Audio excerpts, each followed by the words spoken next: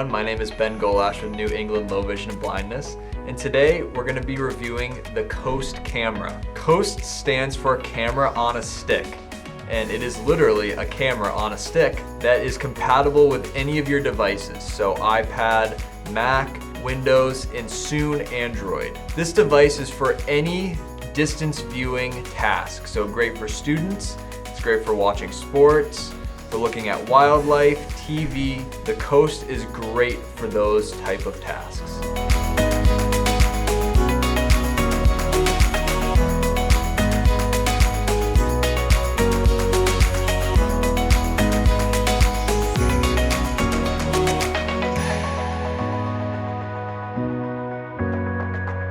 Coast comes with this nifty little case here. It's a hard shell case, so it fits great into any backpack or briefcase. Opening it up, you receive a whole bunch of different things. The main portion is the Coast camera itself. It comes attached to this tripod. The tripod also extends out, so you just with a quick pull, you're able to get a lot more height out of the tripod. The camera also comes attached with a USB-C cable that's threaded. It's a very high quality cable. It also comes with this extra table mount, so you don't actually have to have a flat surface to use the Coast camera. You also get an extension cable, as well as a USB-C to USB-A adapter. The setup for this device is very simple. For this demonstration, I'm going to use an iPad, but you can use your Mac or your Windows PC. So really it's just taking the camera out of the case and then going to the App Store and downloading the app Read It Lite.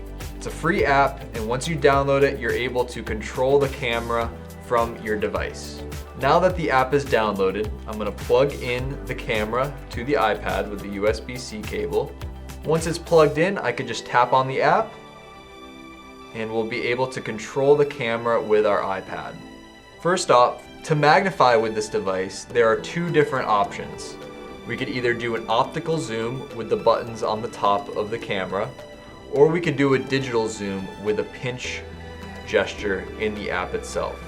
It will show a little icon on the top of where we are within the frame, and once we get to the end, we will see that it's kind of snaps you back into the image. So this is really helpful for navigation.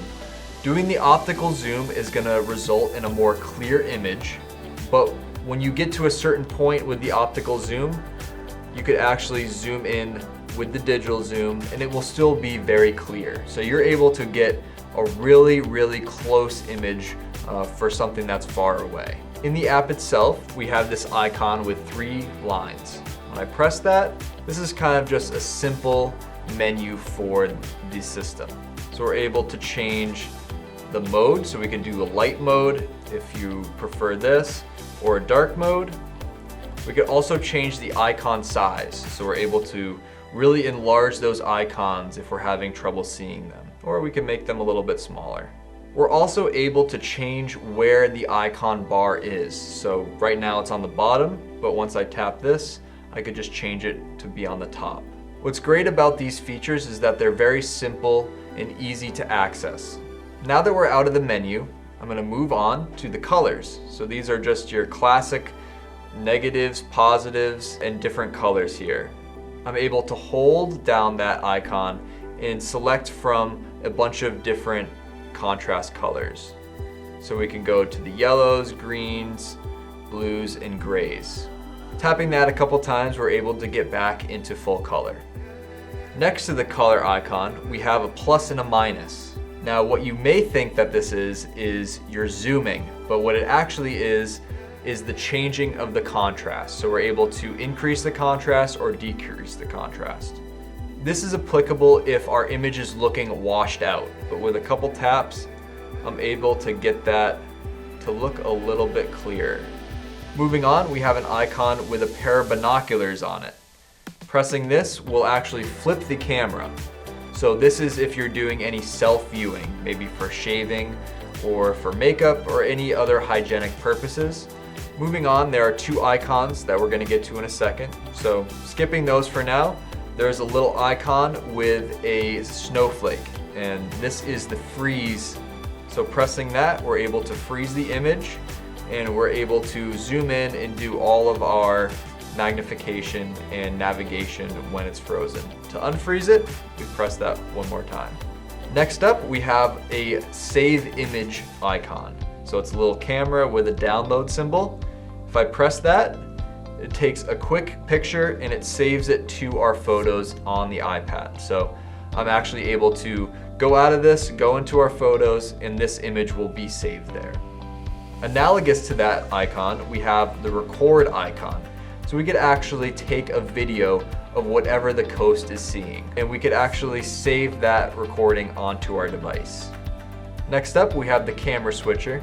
So we're actually able to switch from the coast to the front-facing iPad camera. The last icon in the line before we get to the special feature is a little moon with stars. You may be wondering, what is this for? In this icon, we're actually able to change what lighting situation we're in so that the image is the most clear. So we're actually able to change it to be in very low light, or we can be in a very bright environment. So this will optimize the image for any situation that we're in. Now, last but not least, we're gonna revisit those two icons I mentioned before. These icons are for positioning the image. So a lot of students who have low vision and use assistive technology usually need to sit in the front row in the middle so that they're able to get a flat image of the board or anything that they're looking up in the classroom. With this device, we're able to de-skew any image. So with the icon with the lines and the little dots, we're able to frame the poster here within this frame. And you'll see that right now we're a little bit skewed and it's not flat, but once I align this and I press the check, we can see that the image is flattened out quite significantly. So we could actually, as a low vision student, sit in the corner of the classroom and not in the middle. So this kind of gives us a little bit more freedom with where we want to sit in the classroom. To get out of that, we press that icon once again and we're back to this framing window here, and then we just press the X and then we're back to normal magnification. There's one more hidden feature in the Coast that you really wouldn't know about until someone told you about it, and that is a press and hold with one finger. So if I do that on the screen, we see this red line pop up right where our finger pressed. This is not an actual reading line. This is a margin line. So if I am looking up at the board, I initiate the line and I'm reading side to side here. So I'm navigating along the board, and if I want to quickly come back to that margin, I can hit this icon here up at the top left. Once I hit that, it brings us quickly back to that margin. So this is great if there's a lot of lines on the board and we're navigating back and forth. It just is a quicker way of navigating. And then we're able to read a little bit more, press that line again, and it quickly shoots us back to that margin line.